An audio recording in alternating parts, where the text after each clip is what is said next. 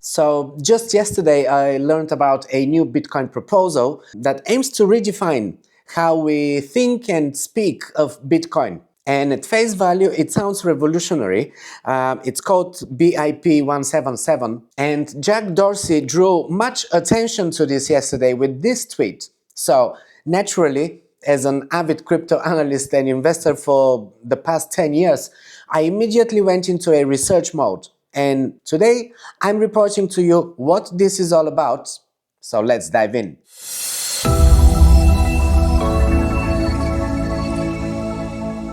Alright everyone, welcome to another episode of Crypto Corner with myself, OJ, crypto analyst and investor since 2016.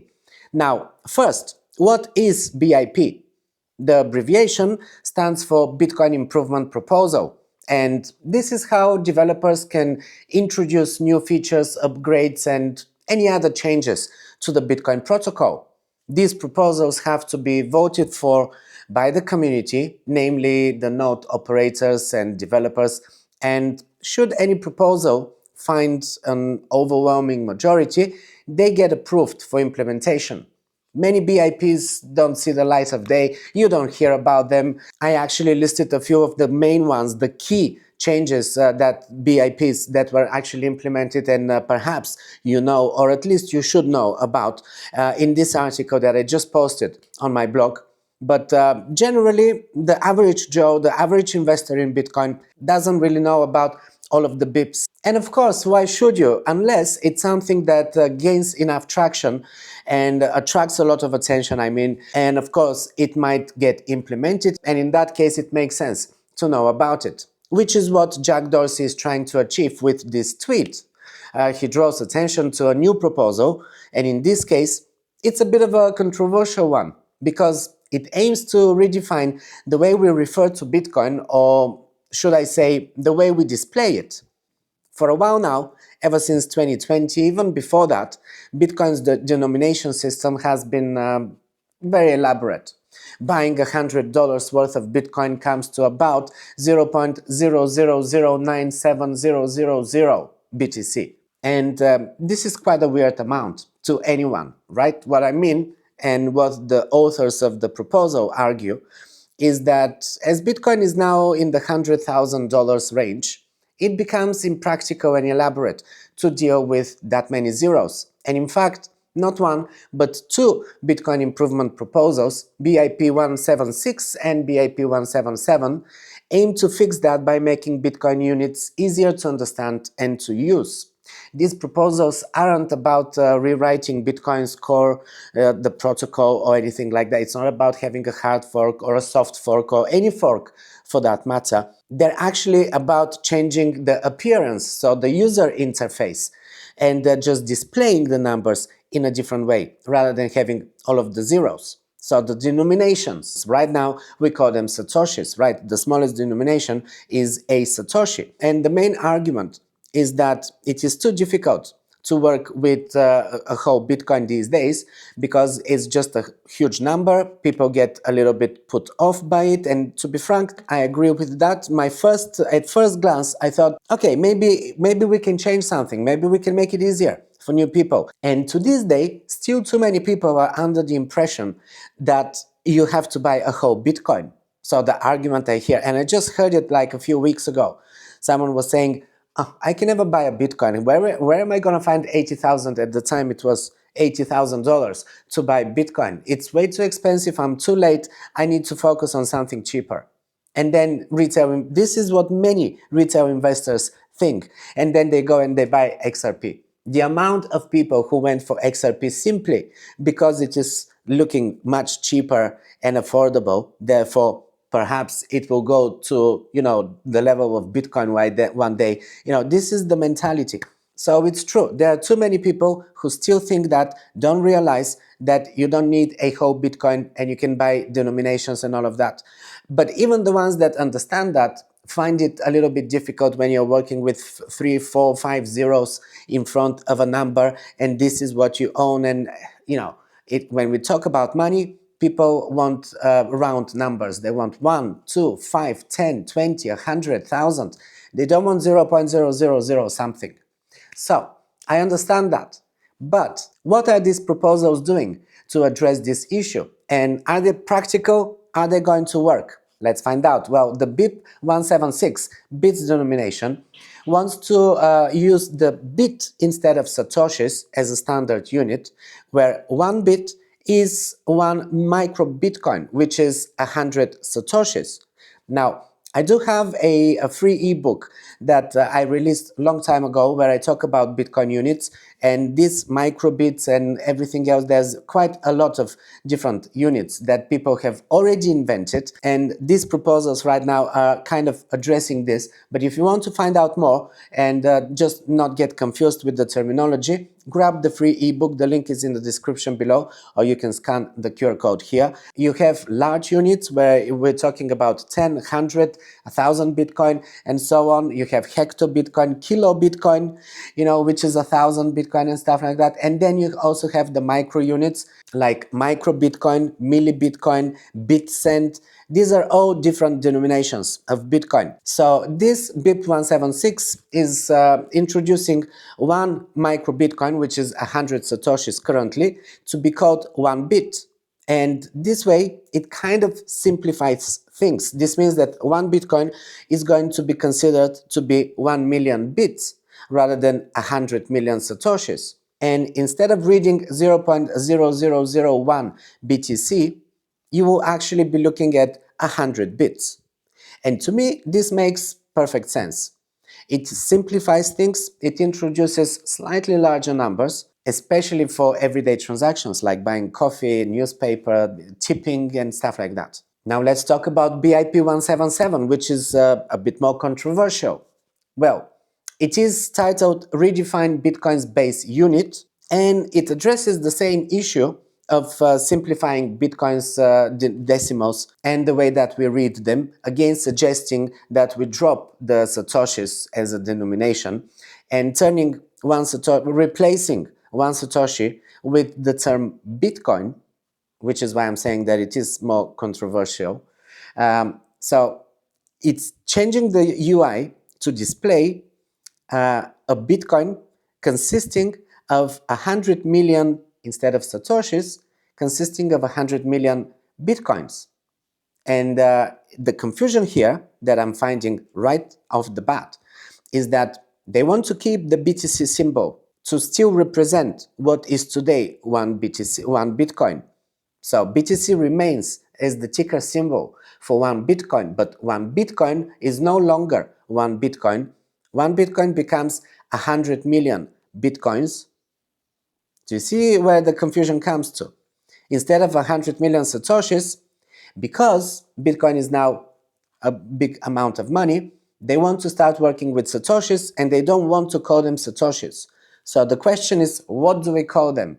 How do we refer to this so that we can stop looking at 0.000 something, but we just start using these denominations? And the satoshis being replaced with the term Bitcoin, to me, sounds more confusing than resolving a problem.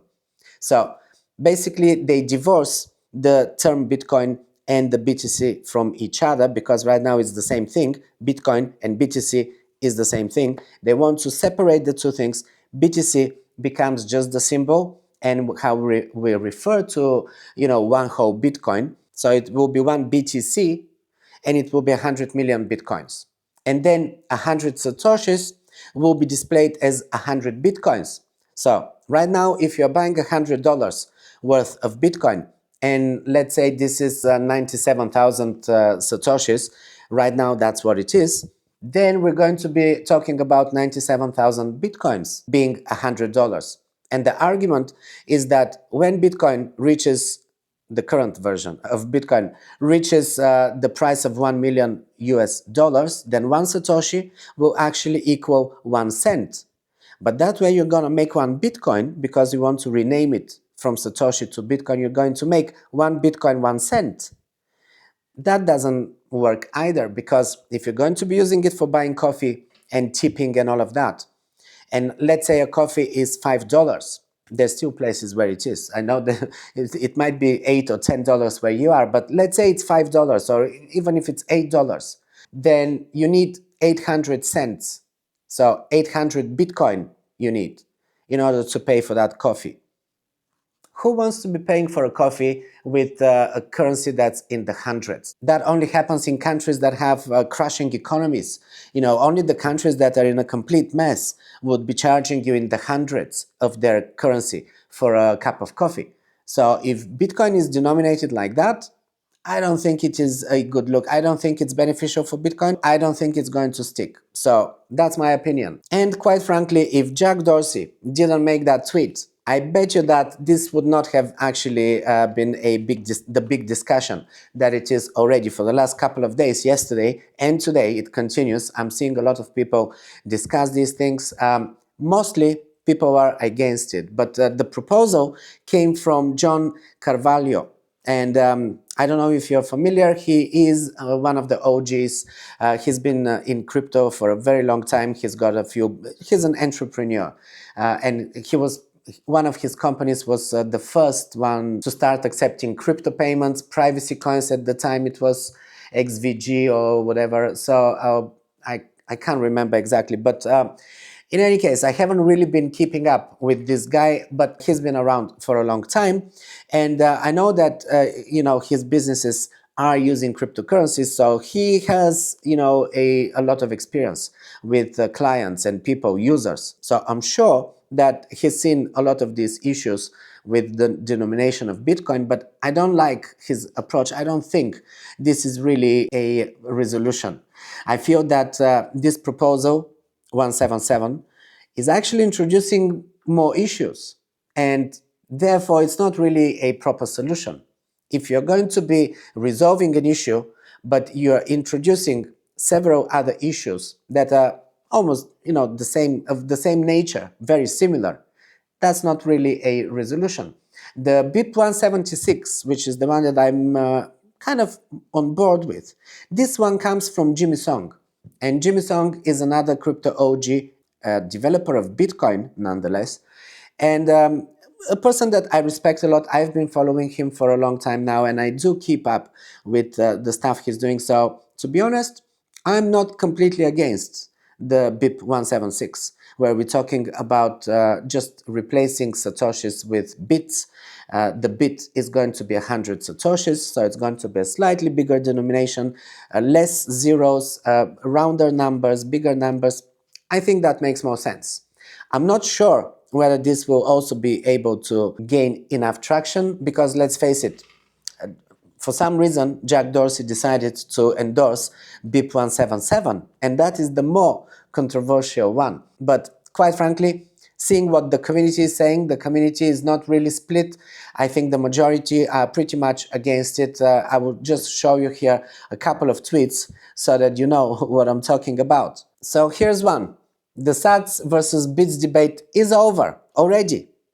Before it even started, everyone knows the real question is which symbol should represent sats.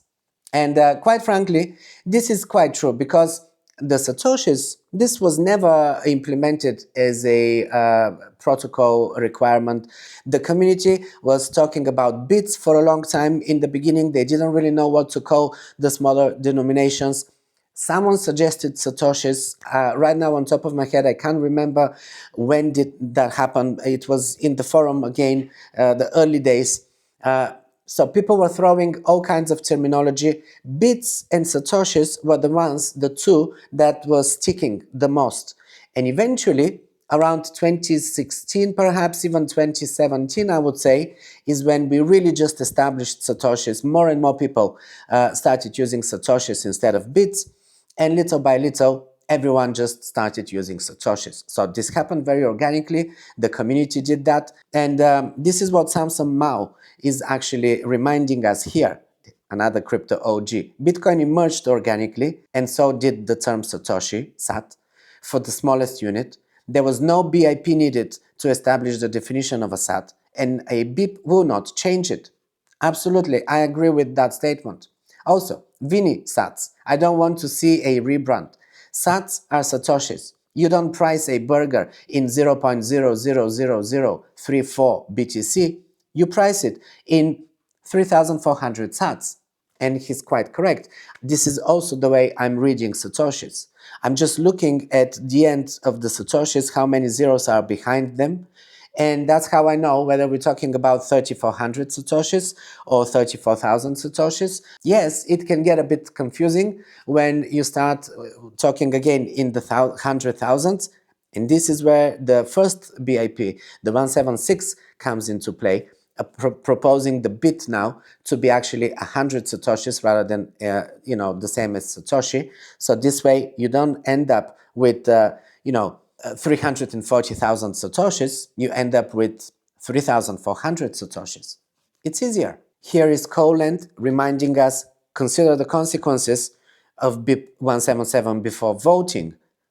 Kind of suggesting that there's already voting happening on this. I'm not aware, but it's possible that developers and node operators, miners, are starting to signal approval or disapproval. We'll find out very soon. We're going to find out this. I mean, yesterday is when Jack Dorsey tweeted. This is not a proposal from yesterday. It's a proposal from last month, but it's still a very early days of this proposal. Let me remind you that many of the proposals that do end up being approved and implemented, that happens after years, sometimes a couple of years after the proposal has been submitted. So we still have time. This is early days. I personally don't think that we will be talking about these proposals in 6 months' time, but let's see. Maybe I'm wrong about it. And let me reiterate again, none of these proposals are trying to actually make changes to the Bitcoin protocol. There's no forks, there's no change in the code, none of that stuff. They're not changing the total supply from 21 million Bitcoin. But the problem is that once you start calling the Satoshis, the smaller units, a Bitcoin, which is the main part that I have an issue with BIP 177, then you're not talking about 21 million Bitcoin anymore. You're talking about, what is it? I don't know, 21 billion or something like that, or 21 trillion. I'm not sure. I need to do the math on this one. But either way, we're not talking about 21 million anymore. And that is where the big issue lies. This is my main concern, is that you're really creating even more confusion rather than offering a proper solution. It's impractical, it doesn't really make sense, it's going to take a lot of convincing. We could actually see this take off and gain more traction, and then we might be talking about it again in 6 months. You never know, we'll find out. Well, stay tuned, subscribe to this channel if you're new to this. I'm posting twice a week at most. I don't really inundate you with content just for the sake of it. I'm only posting stuff that is relevant and interesting and important for you so that you can safely navigate in this space. This episode of Crypto Corner is sponsored by SecuX, maker of the top hardware wallets on the market. Their flagship device is the SecuX V20, a robust touchscreen device providing a secure and multifunctional crypto wallet that supports thousands of coins and tokens and even enables DeFi transactions. It has a complete suite of security features in place, from protected production chain and tamper-resistant packaging right down to its military-grade CCEAL5 Plus certified secure element for keeping your assets safe. Its rugged aluminum case ensures years of protection. It's equipped with USB and Bluetooth connectivity to be used on your Windows, Mac or Linux computers, iPhones, iPads and Android devices. It's super easy to navigate with simple streamlined interface, a large screen, and it's one of the easiest devices to set up. You can check out my setting up tutorial here on YouTube, the link is in the description below, and also there is my discount code. You can buy one of these with 15% discount if you use my code. So go ahead, check out the links below and get the SecuX V20 or its smaller and cheaper brother, the W20. Both devices are safe, simple and provide super secure storage for all your cryptos. I also interviewed Alice Chang from their team to discuss the unique features of their product, including its self-destruct mechanism for any forced entry or attempt at hacking the device.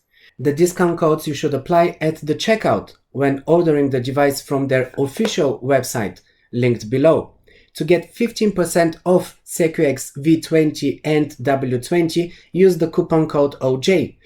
Or to get 10% off SecuX W10, use coupon code OJW10.